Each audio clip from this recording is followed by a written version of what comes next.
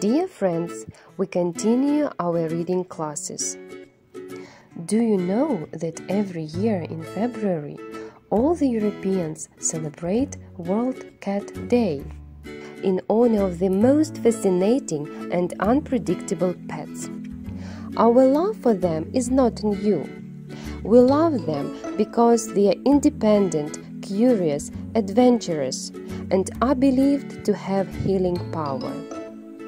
It is not surprising that a lot of stories have been dedicated to these wonderful creatures.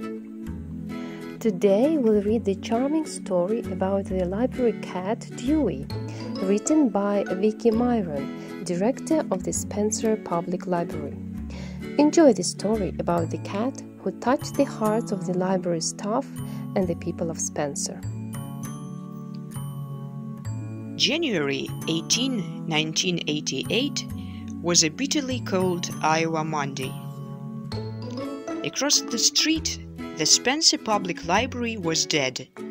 No lights, no movement, no sound, until I flipped a switch and brought it to life. "Good morning, Vicky," said Jean Hollis Clark, the assistant library director, taking off her scarf and mittens. "It's a mean one out there." "Good morning, Jean," I said, putting aside the paper. In the center of the staff room, against the back wall, was a large metal box with a hinged lid. When I came back with the cart on this particular Monday morning, Jean was standing quietly in the middle of the room. I heard a noise. "What kind of noise?" "From the drop box. I think it's an animal." "A what?" "An animal. I think there's an animal in the drop box." I got down on my knees, reached over to the lid and hoped for a chipmunk. I saw the kitten. I lifted the kitten out of the box. The poor kitten was so weak, it could barely hold up its head, and it was shaking uncontrollably. It opened its mouth, but the sound, which came 2 seconds later, was weak and ragged and cold. That's what I remember most, because I couldn't believe a living animal could be so cold. "What should we do with him?" "Well," I said, "maybe we can keep him." Cats are creatures of habit, and it didn't take long for Dewey to develop a routine. When I arrived at the library every morning, he was waiting for me at the front door. He would take a few bites of his food while I hung up my jacket and bag, and then we would walk the library together, making sure everything was in place and discussing our evenings. Dewey was more a sniffer than a talker, but I didn't mind.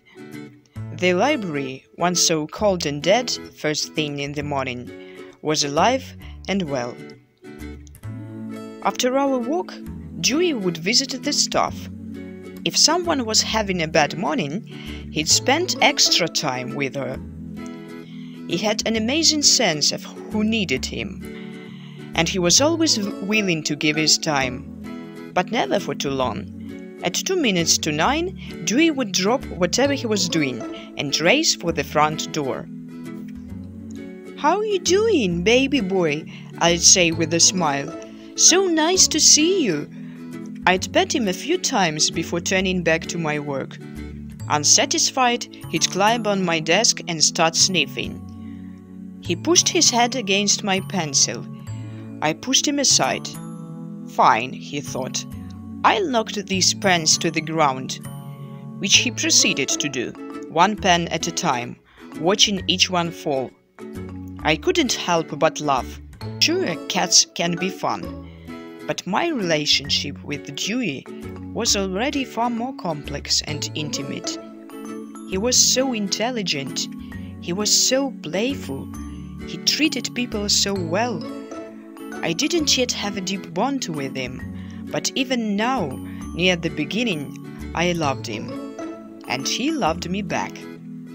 Not like he loved everyone else, but in a special and deeper way. The look he gave me that first morning meant something. It really did. Never was that more clear than now, as he pushed toward me with such determination. I could almost hear him saying, "Where have you been? I missed you." I reached down, scooped him up, and cradled him against my chest. Dewey put his head on my shoulder, right up against my neck, and purred.